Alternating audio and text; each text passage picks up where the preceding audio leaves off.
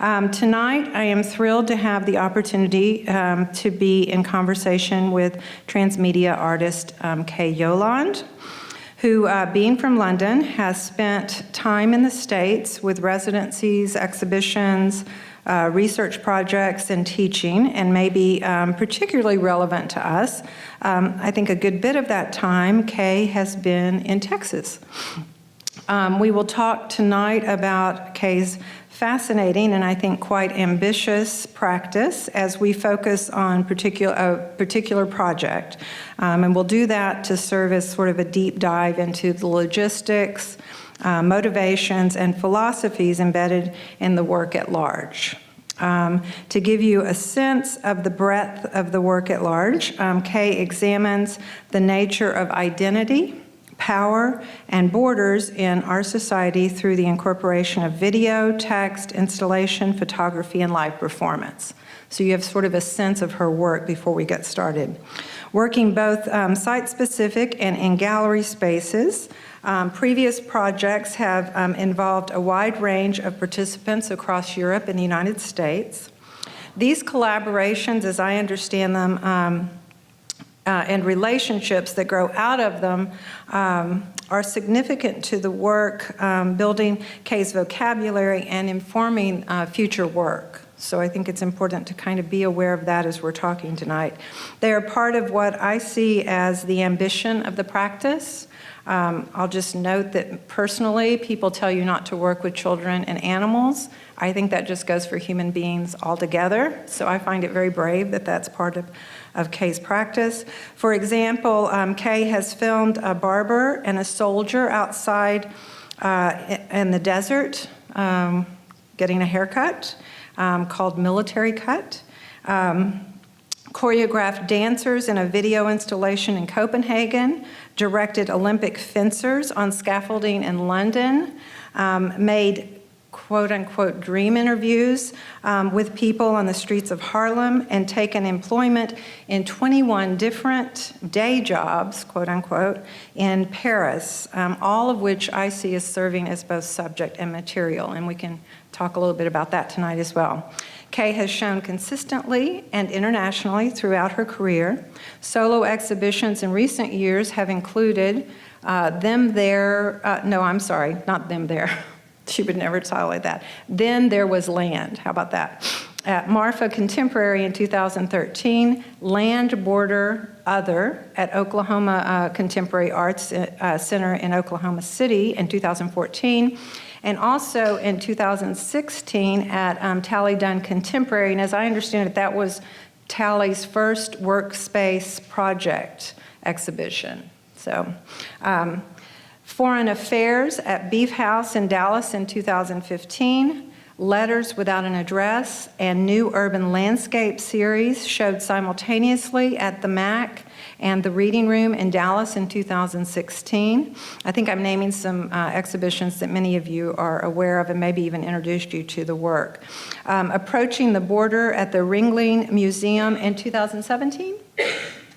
And Stone's Throw just closed at the Pensacola Museum of Art, and I don't believe, I know because I asked to clarify this, it is Pensacola who commissioned Operation Tumbleweed, the subject of tonight's presentation, which along with new commission is scheduled to show at the School of Fine Arts in Nantes, France in 2020. There are also, of course, group exhibitions, performances, numerous residencies that span the globe. Currently, Kay is collaborating with the Departments of Environmental Science and Political Science at the University of West Florida.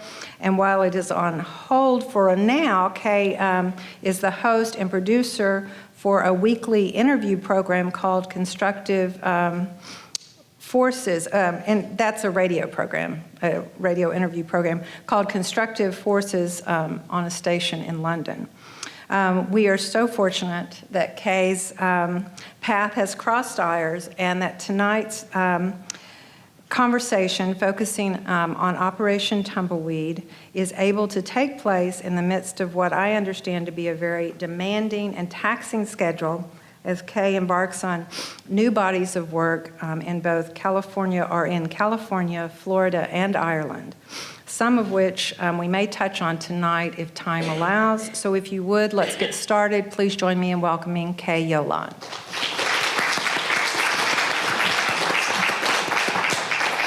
Well, thank you, Terri, for having me tonight, and thank you for everyone for visiting and spending some time with us. So I think we'll start with an excerpt from Operation Tumbleweed, and as Terri said, it's just closed at Pensacola Museum of Art, just to give you a little bit of an understanding of what you're about to see without actually going into the content. This is a 4-channel screen installation, and this is the screen that takes us down the Rio Grande. It's 45 minutes long. You're not going to watch all of it. It's just 3 minutes. It's actually a very slow start, so bear with us. So it's the other 3 screens are on land in Mexico or in the Chihuahuan Desert on the Texas side. Ready? Yeah.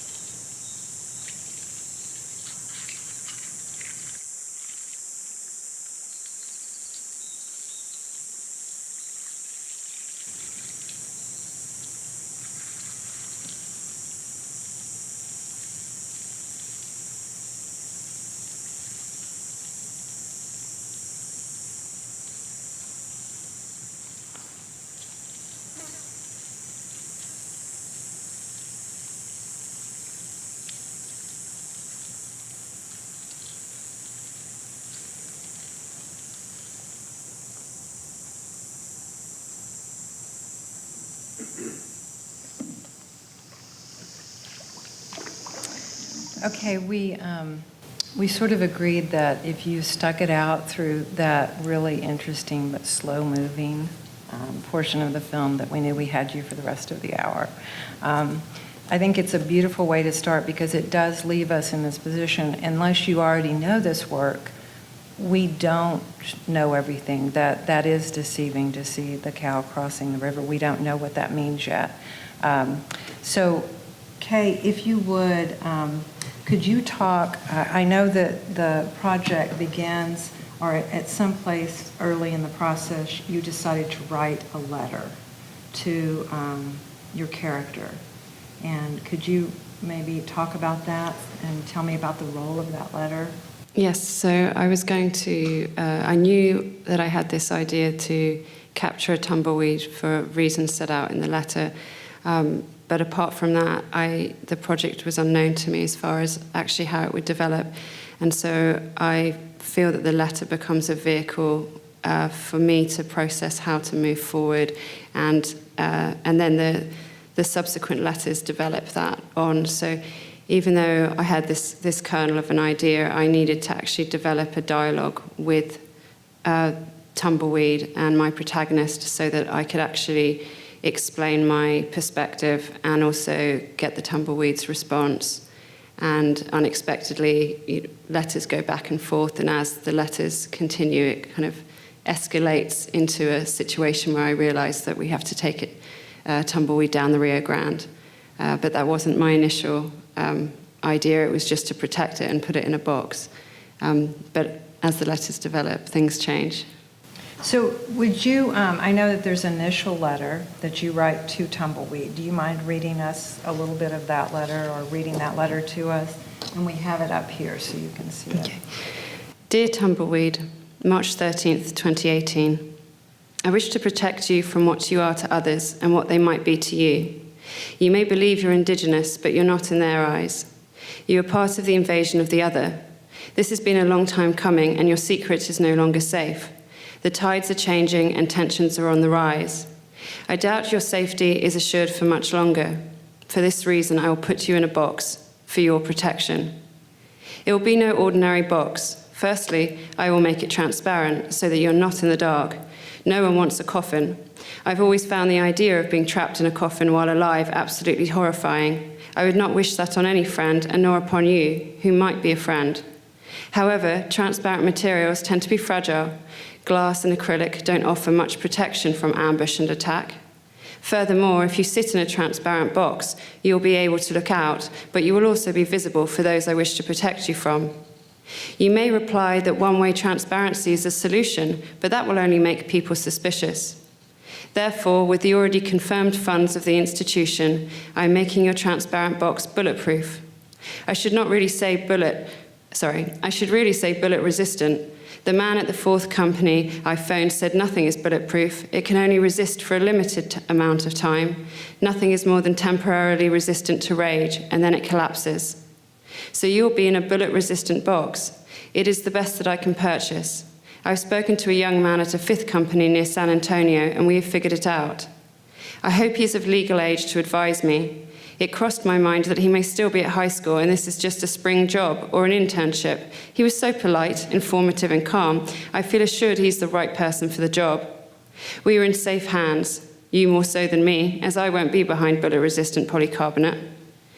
You might ask about my credentials for undertaking such a protection task, and you would be right to do so. I do not have much experience, but what I lack in training, I make up for with an abundance of energy, dedication, and perseverance. I will succeed. This is a promise. There is no time to waste, and so I will mail this immediately to West Texas by first-class mail. I anticipate your reply with great excitement, and I've included stamps for your convenience. Your faithful friend, K. Yoland. I love that. I love that confidence. So that becomes sort of the springboard for what's going to happen. And then you received a response. I mean, to be honest, it's funny, thinking about it earlier, I didn't remember asking in the first letter for a response. And I think, oh yeah.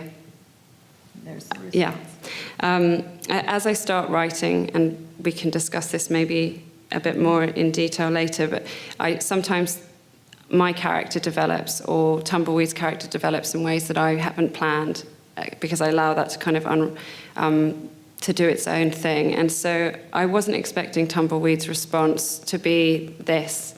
When I wrote the first letter, I thought it would be more curious and more interested in a collaboration with me, and actually thankful that I was taking this time and that I had worked so hard to get the funding, because in many ways I'd been thinking about it since 2013. But then with the national and international politics that I was observing, it felt really important in 2018 to actually move this forward.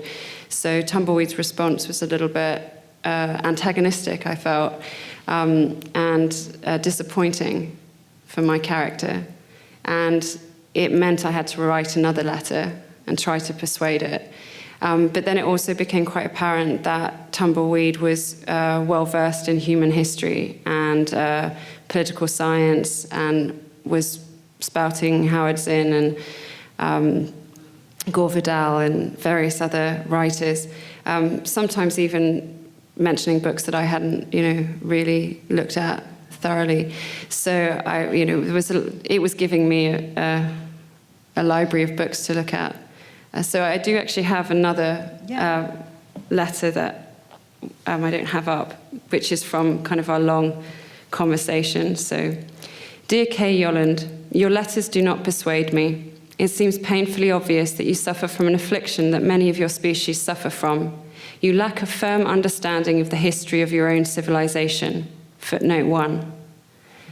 Footnote 1. I have learned that you're a subject of Britain and not a citizen of the United States. For this reason, I write words such as civilization with an S, not a Z, to respect your English spelling. However, please be aware I have no loyalty to either spelling. Okay, back to the letter. This means you cannot fully grasp the context of the United States, its malady, borders, and of course its impending decline. On top of this, you apply the human concept of borders to the entire surface of the Earth, as if the planet only exists for you. Sorry to disappoint you, but humans do not own the planet, you are merely tenants. Recently, I rescued an old book by Gore Vidal from bleaching by the side of the road. I can only guess that someone who was broadening their horizons was vindictively prevented from doing so by another human attempting to steer the prevailing winds of ignorance by throwing the book out of a car window. However, one citizen's misfortune was my good luck. I will use this letter, and possibly others, to highlight aspects of his writing, which I think you would benefit from considering before you continue to harass me with your desire to box me up, which is tantamount to kidnapping and various tumbleweed right violations. Footnote 2. Footnote 2. In the tumbleweed community, we were born innately with an appreciation of what you would call human rights. However, yours is limited and regularly ignored. Protections of the human, developed from religion, justice, and philosophy, percolated slowly, but for us was developed 1,800,000 years BH, in brackets, before humans, brackets closed, when we first appeared on this planet. End of footnote 2. In Vidal's The Decline and Fall of the American Empire, he paraphrases Brooke Adams, the sole problem of the ruling class is whether to coerce or to bribe the powerless majority. In this case, you, Kay Yoland, are trying to coerce me, and my response is no, not today and not tomorrow. Okay, I think this is so fascinating, the way this character is beginning to, just take on a mind of its own. Is that true? Can you talk a little bit about that? Like why the character? Like why create this character? My thinking is that it serves as some kind of proxy, and it allows you to sort of see things from a perspective that you can invent that's outside of yourself. Can you talk about sort of how you came about to work this way, or? Yeah, I think Tumbleweed is the chaos agent in the project. It's kind of the salt in the wound. So I come up with this idea, my character has this plan, and then within the fiction there is something actually destabilizing my own process that becomes bigger than the character I started to imagine. And so it's also absurd, and that absurdity allows me to look at something happening in the real world, in a human world, I guess, in a way where I can kind of disturb it and destabilize it enough to have a little bit of humor, but actually get at something that's really quite nasty. Mm-hmm. And I think by its destabilizing my character, it allows me also to kind of push it myself. But also with chaos, you don't know where it's going to go. So even for myself, I'm trying to kind of navigate and control it, but I can't. You just have to follow it a bit. Yes, and I think that kind of goes to my writing, which I can talk about. Yeah. In terms of character building, at least, I started off, didn't start, but I've written a lot of unstaged plays and unproduced screenplays since I was about 22, and so I've got into writing a lot of dialogue and writing characters and scenes with lots of characters that I couldn't afford to actually realize. But the beauty of writing is that you can come up with the craziest idea and it doesn't cost anything except the pen and paper. So I think I've got used to developing characters that just kind of spurn off or jump off something I read in the news or something I see, and then those characters, go one step further. And once I start writing the dialogue, I don't really plan where they're going, and I just feel like I'm transcribing it. Mm-hmm. So they're moving quite fast, and I'm just trying to keep up. And I remember once almost missing a New Year's Eve party, and it was kind of an important one because it was a friend's recording studio was opening for the first time, and all these musicians were coming. Everybody was very excited, and it was the lead up to the bombing of Baghdad and the US-UK invasion of Iraq, and I was writing this scene of somebody in the 1940s having a dinner party, and every single person that walked in the door came from a different decade, but each character had something to do with invasion. So it could be the Vietnam War, it could be, or there was also like McCarthyism, and there's various other kind of characters coming in, and also British imperialism and various other tragedies. And sort of allows you to move through history in a way. Yes, but when I was writing that, sorry, I kind of took that a long way, but while I was writing that, it was like 11 p.m. and the characters were talking so fast around the room, and I was just trying to keep up and transcribe it that somebody had to drag me out the door. That sounds maddening and magical. That sounds like it'd be... Well, it sounds like madness. I mean, It sounds like I'm crazy. But I enjoyed it. Really kind of magical, crazy. Yeah. The best bit was when this present arrives, and I didn't expect it to arrive in the play. And it was like the door knocked, there was this present, and I was like, what's in the present? Out jumps a naked child covered in gold paint with a rattle who's like running up and down the dinner table. So it's like, was that your reminder to get to the party? Probably. Get to the news. So why a tumbleweed? I mean, can you kind of give us that path? Well, firstly, that it being non-human is quite useful because, again, it allows us to look at something without having to look head on at it. I think also I'd come to find out that tumbleweeds were an invasive species and they were Russian, which I found was deeply ironic with the history that US has with Russia way beyond the more recent couple of years of questions about Russia. But I thought that it could suddenly become this great kind of metaphor for a illegal alien or a foreigner or an outsider. So in many ways, it allowed me to have it take the position of the outsider and have a perspective on humans or on my character by sitting outside it, by not even being the same species. But I also think it could also be. It could also hold human prejudice. I mean, it could absorb it, and it wouldn't be such a cruelty in the normal sense if I'd put a kind of human in that. If I put a human in a box, like that wouldn't work. It wouldn't work. It had to have the absurdity that fiction has, and then it being actually more absurd and frightening than real life. So there was that. But I think mainly the fact that it was an invasive species that had invaded this country basically as seeds on cargo ship just was like a perfect making it an immigrant in and of itself. Yeah, exactly. And the idea that it's secretly been here for so long, it's become an iconic of the Wild West. Yeah. And then actually it's like this whole thing happens with Russia, and it's like, what if everybody finds out?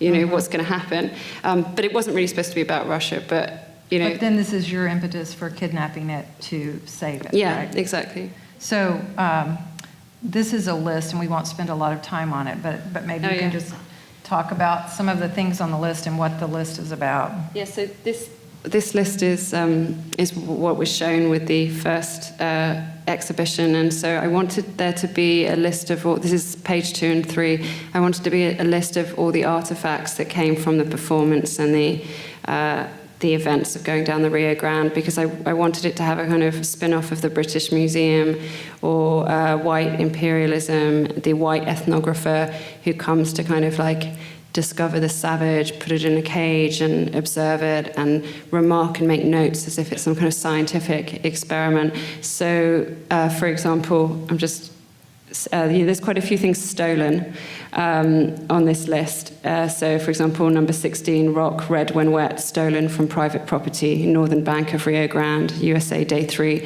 So the British Museum, rarely says things like stolen. So I kind of inserted in like the idea of, things, the unacceptability of what it is to kind of collect. And then various other things. The empty gun shell gifted to Tumbleweed by 2 white men in their 60s in a Presidio border restaurant at lunchtime. And that was true. I mean, various other things that went missing along the way. But obviously I'm wondering, well, it's not obvious to you maybe, but I'm wandering around with this tumbleweed in a box with a dolly, what do you call it, furniture dolly strapped on. And so people kind of like come up to me and say, what's going on? I mean, in Mexico, people would circle the block and come round several times.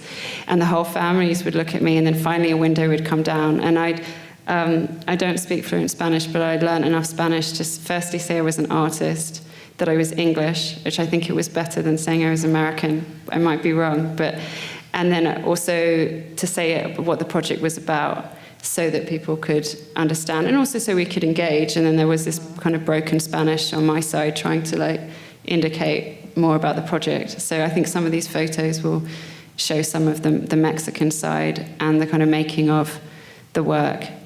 I hadn't actually thought about a dolly before I got there, and I'd also hadn't realized the box was going to be quite as big as it was. So it was really difficult for me to carry it on my own, but I did manage. But this all becomes part of it, the difficulty, every unexpected turn. Can you talk a little bit about the form that this project has taken? I mean, talk about, well, okay, so you've given us an idea that you wrote this letter, you came up with this idea, and it developed as it went. You were able, because of the museum, you were able to pursue it because they commissioned you to go and fulfill this idea. The letter kind of shaped it. And then you began with the tumbleweed. You found the tumbleweed. You got the box. You actually went through the process that the letter talks about. And then you take it down the Rio Grande and also shoot it out in the desert in various spots. So that's what we're seeing now. While we're watching these and looking at these images and kind of making sense of it visually, can you tell us a little bit about the form that this project has taken, and then maybe sort of how the form that various projects take, like what, I'm not asking that very well. Do you mean the research or well, no, the form itself, like strategy? Yeah, the structure of it, and is it preconceived? I mean, is it, what's... Yeah, so the form or the strategy, the form? The form of the project. I mean, Yeah. I guess you could talk about the box itself and the various elements, but I'm just thinking about the project as a whole, like, Like, what is it? What is it? Form? Yes. Yeah, I mean, I don't know. Is it a performance? Is it documentation? I think if you see it out on the land, it's a performance, but then it's documented, which I try to do, as I said, through the kind of the warped and vulgar character of the white ethnographer, the Western. But I think most of my work takes the form of a performance, but it may not be perceived as a performance by individuals, by an audience. But to me, I mean, I didn't, until I was about 28, I only made video and live performance. And I was doing it all on a shoestring. And then photography entered into the work as a means of creating still moments where you could imagine a before and after. And often there was maybe that Brechtian kind of fourth wall being broken down still in the image, where not all of my characters in my photographs look at the camera, but they often do. So they're kind of like, yeah, I see you looking at me, you know. So there's that kind of engagement of the voyeur is kind of no longer the voyeur completely.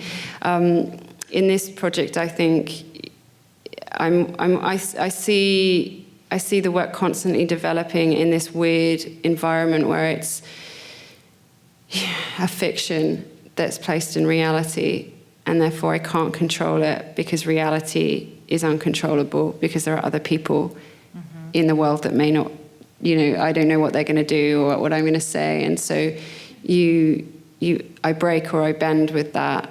And if I break, it's absurd because I've put it in reality. I've got to let it live out the course of that ride. And so if we capsize, and that changes the project. And we capsized, yeah. That was horrible. I think I lost a couple of years of my life. Because you know, this is the thing also, it's like because reality and fiction is completely interweaved at a certain point, you know, things that are really happening are affecting the fiction more than what's the fiction. So, for example, when suddenly, you know, the film kit hasn't actually been tied down properly in the canoe and we capsize and I see $7,000 flying down the Rio Grande and I don't know if it's insured for another reason that I'll footnote for another day. And so you know, plus the tumbleweeds falling out is full of water. Luckily the canoe guide noticed that the kit was flying past and was like, get the kit. I was like, what do you mean? Get the kit, it's going. And they said, I've got tumbleweed. So they've got tumbleweed and the canoe, and we're in like rapids, and it's crazy. And I'm trying to get the camera kit. So suddenly, like, I'm back to reality. Got to get the camera kit. It's not really the fiction. But then I'm wearing shoes. It's too deep. I'm like, I'm drowning. Great. Because I won't let go of the GoPro, and I've got the only oar because we've lost the other one. So I'm holding this, trying to get down. And I'm like, okay, so do I lose the $6,000 or do I lose the project? What's more important? And also, if we don't have an oar, we have to go slowly. Anyway, so finally I swim to shore, throw the stuff, start running down the shoreline until the trees stop me from running any further, then dive back into the thing, grab the box. Oh my God, I could try not to swear just thinking about it. I was like, shit. Then I get back. Anyway, so that's an example of things going completely wrong. Or for example, earlier when I said about the men in the restaurant giving me this, they gave me a used razor blade. It was just the blade of a razor blade, a tin, and like a gun shell. And they told me it was from this really ancient, fight, but also kind of like slightly Civil War-y. There was some weird thing. Or where we ended up docking at the very end, where the car was parked, because we had 2 cars on either side so that we could drive, dump one car, drive to the other end, get in the water, and then we'd still have a car. What I didn't realize that there was a Confederate flag blowing where we'd parked one of the cars. And so we get out, and I'm like, oh, wow, okay. So that makes it into the film? I mean, I filmed it, yeah, I filmed it. It's not in this yet. I think it's its own video. I just need, I mean, it's part of the project, but depending on where it's shown, and, you know, I rarely have the opportunity to show work multiple times, but I think it has different ways of living. And the flag needs to come in, but I just couldn't fit it into the videos that I've made so far. Well, I think that's really interesting, and maybe when I'm talking about form, I'm getting at that as well. The fact that you're collecting all of this material, you're having these experiences, and then it takes, so this is one form. I mean, we're seeing evidence of one actualization of Operation Tumbleweed, but there are others. For example, I think maybe the first time I came across it was in the Nasher's magazine, where they had asked you to write. You want to talk about that? Because that's a piece, right? Yeah, and it's another iteration of the project. Right. I mean, it keeps kind of branching off into different ways. I had been doing some research in Northern Ireland, and Lucia Simic at the Nasher contacted me and said, did I want to write something about my work for their Jean Arp magazine edition to do with borders. And I don't feel I'm a good writer, academically speaking, and I also didn't feel very comfortable about talking about myself from that perspective. I don't know if I'm the right person to actually kind of analyze my work in that language. So I said, could I write something about Operation Tumbleweed? And then I went away, and then I actually realized, no, I'm just literally going to write a fiction. And then I wrote it and sent it to Lucia, and I was like, sorry, it's actually fiction. And she was like, no, it's great. Or said it was good, and so I was like, great, okay. But the way I wrote that ended up making it into the video, because it was, the letters are in the video, in some of the videos, but also how I started to write it started to also shift this a bit, because it was through that writing that my character starts to question itself and becomes more vulnerable and kind of less bigoted. And then back in the video with the capsizing, or now knowing that I'd capsized when I was writing the text for the subtitles, the Tumbleweed's character also starts to shift to a small amount of compassion for my character as a stupid human that is almost unable to shift off their trajectory, even though it knows it's on the wrong trajectory. And then I also, I weave into, I think I always do this, I'm not definite. I mean, I didn't do it actually with the story I was telling you before about with the golden boy in the box with the rattle. That was actually completely fiction. But I think stuff that is interweaved, that's contemporary, I put in stuff of my own. So there's often, like in the Nasher magazine, I bookend it with true situations. The men beating the boy in Morocco and me getting involved is true. That happened when I was 19 or 18. And then the woman being attacked in Paris and me not getting down fast enough to the street is true. My father and the homing pigeons is true. So I weave it in, and I think because actually the things that I've experienced in my life and the things that I've seen in the 80s and 90s in London, some of it was rather, or even in the 2000s, some of it was quite horrifying, actually. So it all becomes material. Yeah, or, I mean, you ask yourself, why are you who you are? Is it just that your personality, or is it also the situations you've seen? So, I also slice this into the text, but, knowing somebody on on your street who becomes your friend when you're a child, and then one day their house is on the news because their father has gambling debts and somebody's blown it up with a Molotov cocktail, and the house is completely burnt down, and you never see your friend again. And so I think things like that, you start to think quite quickly about what other people are experiencing and how hard that is. And, I don't remember his name. I don't know where he is. I don't know what happened to him.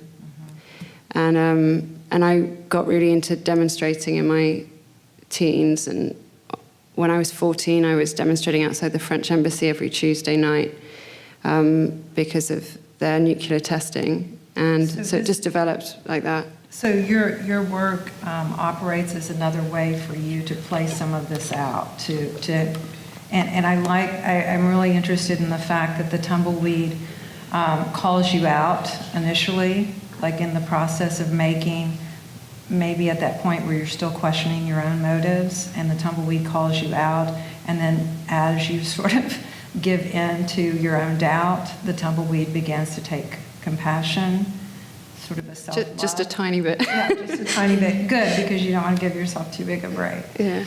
Well,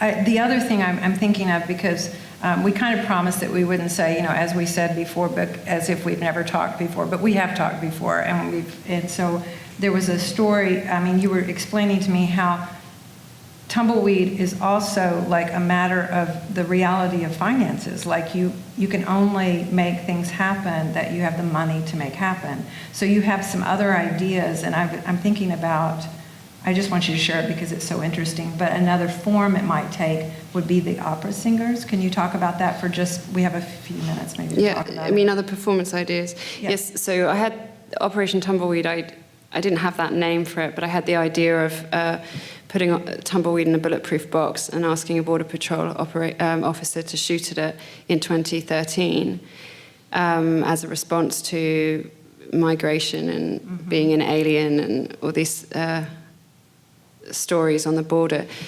But then when the funding actually came through in 2018, it mutates, and all I had was just a couple of sketches to go from. And so during my time in West Texas, but elsewhere as well, I'm always keeping a notebook with diagrams. And so one that you're mentioning, one of the performances I wanted to do, which maybe one day I'll do if anybody's listening, is to have opera singers on both sides of the US and Mexico border, and then the audience, they'll be behind the audience that's on their side, so the audience is facing the other side. So the American audience has their back to their opera singer and is looking out to the Mexican side and is viewing the Mexican opera singer, and vice versa. But then I also wanted to have, using video project, for the opera singer, I wanted the opera singer to be both singing to like a virtual video of the other figure, but also calling out to the real one on the other side. So there's this kind of sense of like where our bodies are and displaced. And I think down in West Texas, the way the Border Patrol or the way the border is operated since 9/11 is doesn't really take into account the fact that people were moving more freely over the border before that. And now people have to go around such a way that it could take 5-7 hours. So, for example, people who live in Bucias, they can't cross over to see us and to use our supermarkets, but we can go over to them. But their way of getting to a supermarket takes 7 hours, and they said that they're guaranteed to get 2 flat tires on the way because the roads are so bad. So it's just so difficult, and I wanted to create something that was about communicating and was about culture with the music, but sharing something, so you could have the Mexican side and the American side could be sharing different things perhaps, but then also sometimes the music would be the same because maybe they are the same culture. So that would be an example. Something I haven't done yet. Yeah. And I'm sure if I did it, it would shift completely, because in a case of, especially a case with opera singers, I'm not musical, and so I'd want to do a collaboration, and they would probably take it in a new way as well. So that would again change it. So that brings me to another aspect of the work that I find interesting. Can you talk a little bit about the kind of how your work is evolving and responsive, maybe the relationship or the balance between strategy and response, how much of it is strategic, and just quickly about that notion. Yeah, I mean, I think I've touched on it slightly, that I'll have an idea and then I have to kind of initiate that, often through characters or often through some kind of performative aspect, and then through kind of trial and error it starts to move in a certain way. And as I said before, when something goes wrong, or when somebody says something or enters into the conversation with me, or when the bullet-resistant fabricators are telling me it's going to cost $20,000 to make the box, and I have to phone 5 or 6 different factories and negotiate that. Or for example, when I work, when I persuade the Border Patrol or oil riggers or ranchers to let me go out with them and spend some time with them, the project is constantly being developed, and I'm getting lost along the way, because sometimes I have the idea early on, and sometimes I just know that I'm interested in location X because of situation Y, but I'm not actually sure what I'm going to find, because you have that from a distance, you have this idea of what the place is going to be like or what the situation is going to be like. Before I ever came to Texas, I would have never imagined I'd ever go to Texas. I didn't apply for the residency, and I was a bit freaked out about coming. I had this idea of what Texas was going to be like, and I was wrong. I mean, there's lots of nuances to everything, right? But so I think that's also the performance is my recent trip to Northern Ireland. I found out things about my country that I wasn't aware of, and it was very disturbing. Things that the news was not covering, and this the way the situation is. That so I just couldn't start that work without going. Right. You know, suddenly finding out that there's places in West Belfast where at 7 p.m. and the walls come down and the doors shut on whole communities, and they don't reopen till 7 a.m. because otherwise they might fight still, right? You know, it's, you know, people can't go into certain places. We were staying at this Airbnb, and he owns a bagel shop, and he said, well, you can either go to the bagel shop when you turn right, or you could also go to my bagel shop left on the same street. And I was like, okay, you got two bagel shops on the same street, isn't that a bit overdoing it? And they were like, well, no, because down that end is the Protestant end of the street, down this end is the Catholics, and they will not go to the same. If somebody of the other religion comes in, they will all boycott me if I serve both sides in the same cafe. And I said, well, I've been down this street, you know, 5 times, and I don't see a difference between everybody, because I can't tell the difference between Catholic and Protestant. You know, they all look the same. Yes. You know, so, but they know each other because it's history. I mean, they know who you are. And you can, in not all situations, but it did seem that the Catholics were poorer, so maybe there's that. But we'd gone into a bar the night before, and it had a brilliant time, and there was karaoke, and everyone was having great. I had no idea it was a segregated bar.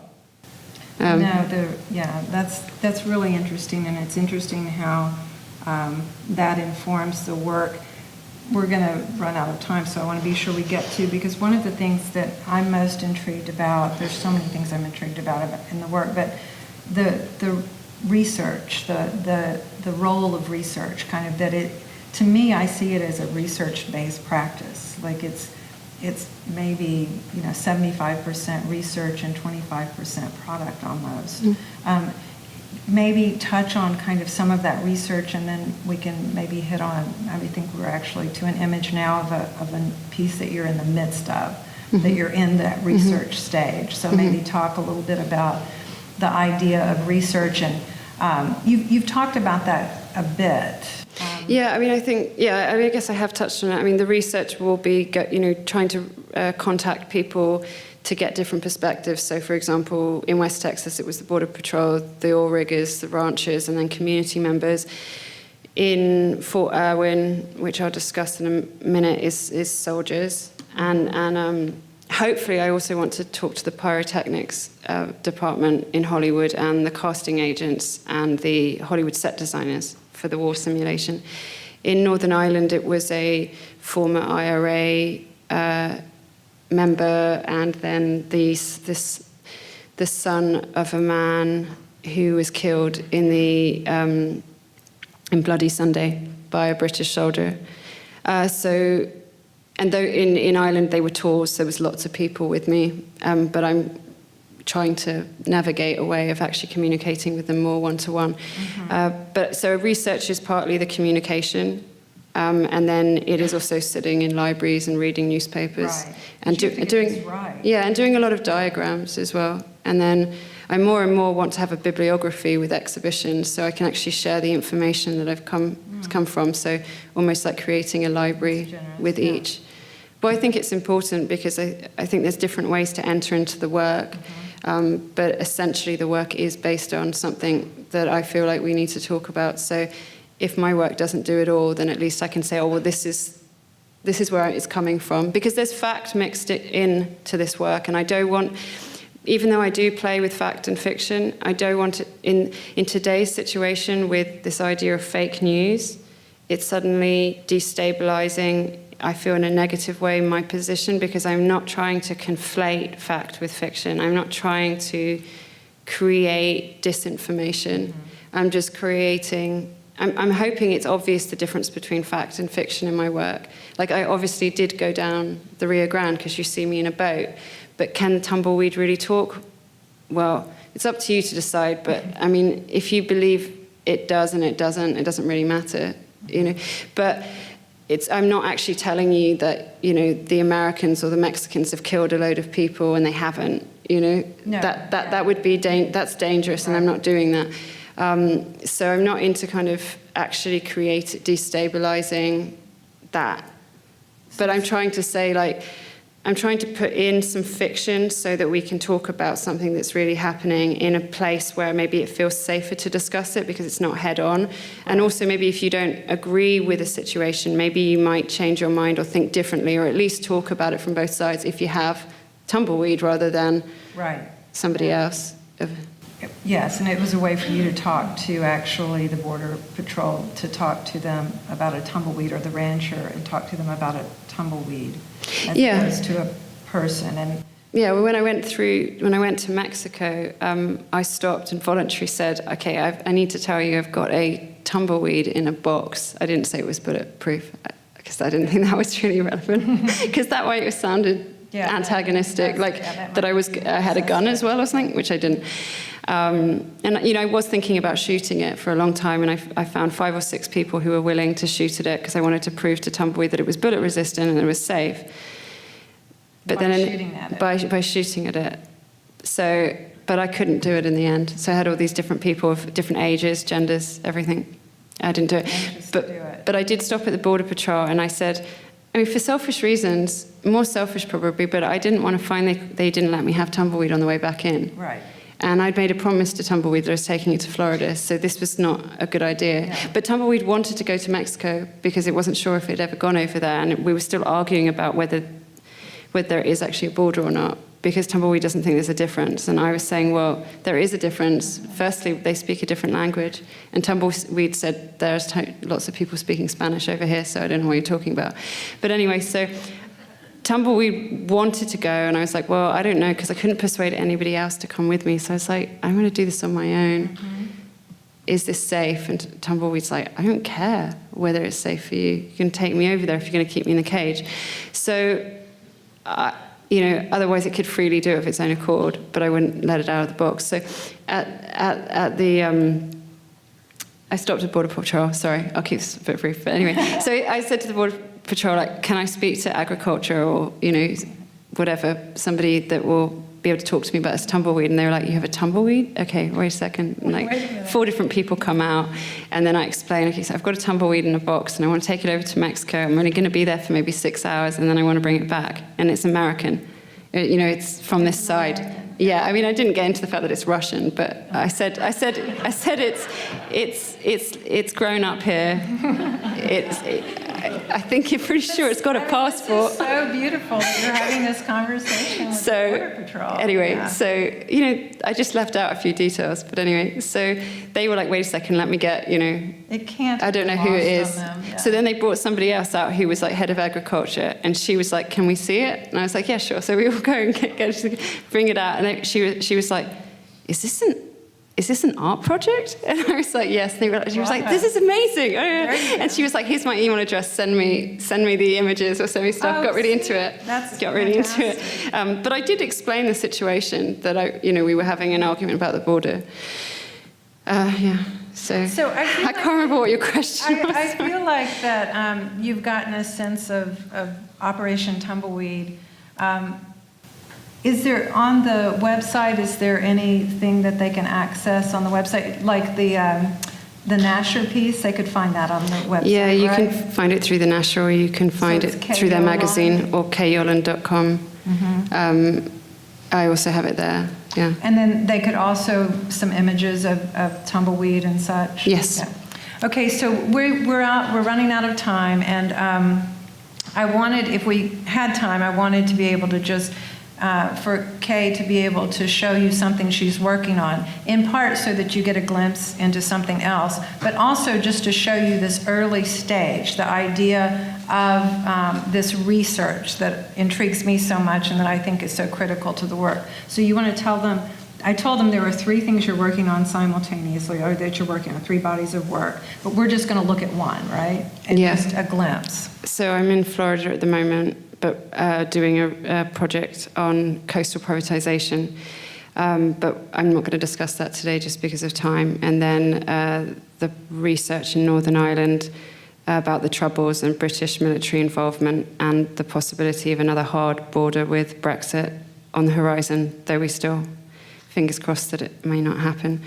And then this project in Fort Irwin in California, which is war simulation. And this is not my work really yet. I'm still in that kind of lost research stage, but this is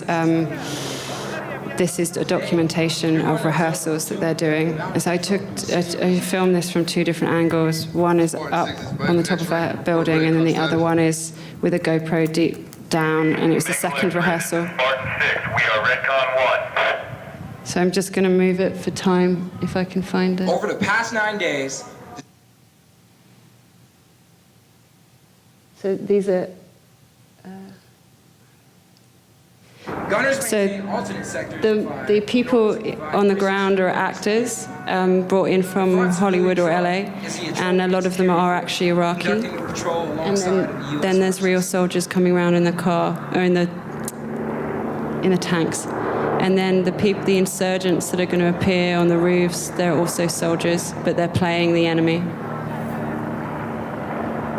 So this is, there's no post-production on this, it's just raw. And I'll just say while you're watching this that in my conversation with Kay, I'm really intrigued with the fact that at this stage in the game, it's really important that she as an artist remains, or that as an artist, Kay remains neutral. Because it gives her access, or gives Kay access, but it also because it opens up possibilities. I mean, if Kay doesn't stay neutral, then it shuts down possibilities. I think that's really intriguing. The hardest part is to stay neutral for access, because you're such a genuine person, I can imagine. An IED blaster is a complex...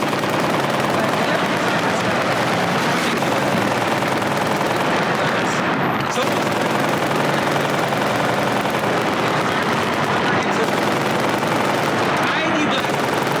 are you getting that Kay is filming this, so they're on site? Yeah, this is a country called Artrovia, and is under attack by the Denovians. I don't know if you can hear me. I don't know how to turn this down. Sorry.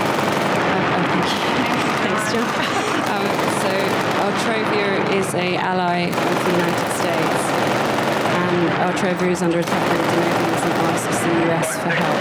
And so the US, according to this pamphlet, I think 500,000 US and multinational forces each year come here to train before they are deployed overseas. When I was there, South Korea was there. As a U.S. patrol That'd be weird if it was North Korea. Insurgents use the opportunity to attack. Spoiler alert. Sorry. South Korea was there, but I was not embedded, but I was following the U.S. Military, and they do 2 weeks where 9,000 American troops arrive, and for 24 hours a day they're on. As they're sleeping in these buildings or out in the desert. And if it's winter, it's hugely cold. If it's summer, it's hugely hot. And they come through. And I could play the other one at the same time while I'm talking because we're running over. Yeah, I think that I'm just going to say too that we're going to go out on this last one, right? Correct. Mm-hmm. And we're not going to have time for Q&A. You're more than welcome to come up and talk to Kay afterwards. You can access things on her website, and do searches on the internet for other things. But I so appreciate you being here tonight. I think this is a really important presentation, and I really appreciate you agreeing to do it. It's been lovely for me. No, thank you for having me.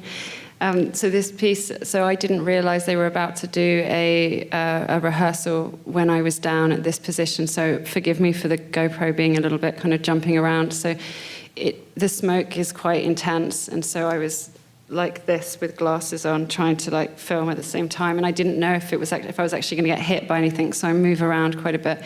But this is another perspective on a similar setup from the previous one. But they train there for, as I said before, they train for 2 weeks solidly, and then a different group of people arrive. They're quite young. A lot of the soldiers that come through, I was quite shocked at how young and innocent they look. And so I filmed this. So I don't know yet exactly which way this work's going to go, but I'm trying to return because they're in the middle of building a new city, which is going to be they said to me they called it a future city. I don't know if that's actually going to be the name, but so it's going to have, this has hundreds of surveillance cameras and it has smell machines and sound machines so that they can pump into the buildings when the soldiers are coming around. Sorry, this isn't the future town, this is this town.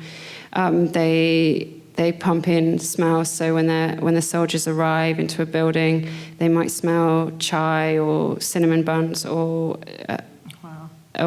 something horrible like burning flesh, so that they have realistic experiences of what they might be encountering according to the designers of the simulation. And then they also have so many different cameras, and that all the cameras are being observed from this, on the top of this mountain, and they edit it together afterwards and show the soldiers where they're making mistakes, because people will be hiding, insurgents will be hiding, and actors will be hiding in places, and including imams and various religious characters, and some of them will be good, some of them will be bad.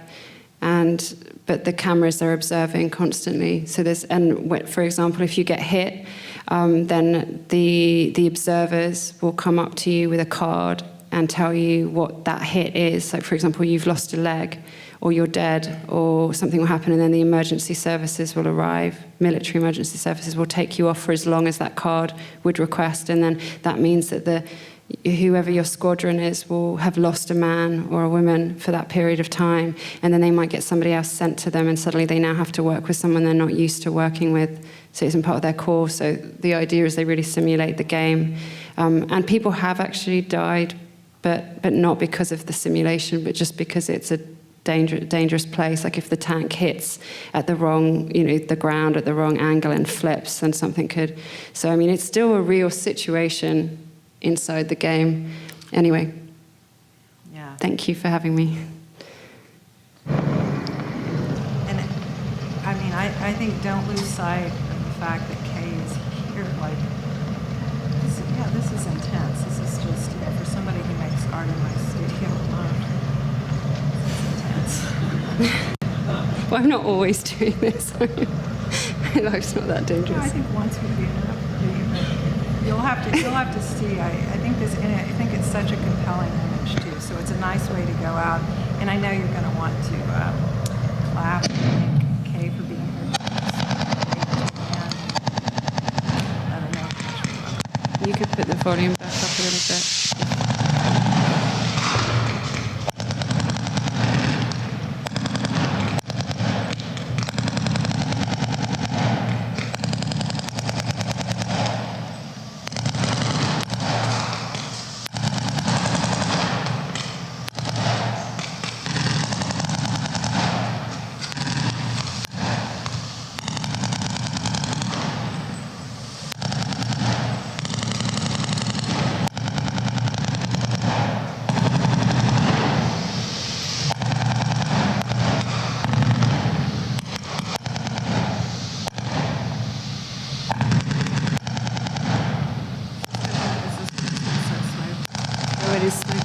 Oh, it is. That's right. I'm looking here. I'm not. Yeah, I was thinking, well, it's not compelling yet, but Yeah, we were looking at a still image. We're not getting the live action here, so. Yeah. How about that? Thank you so much, Kay. Thank you.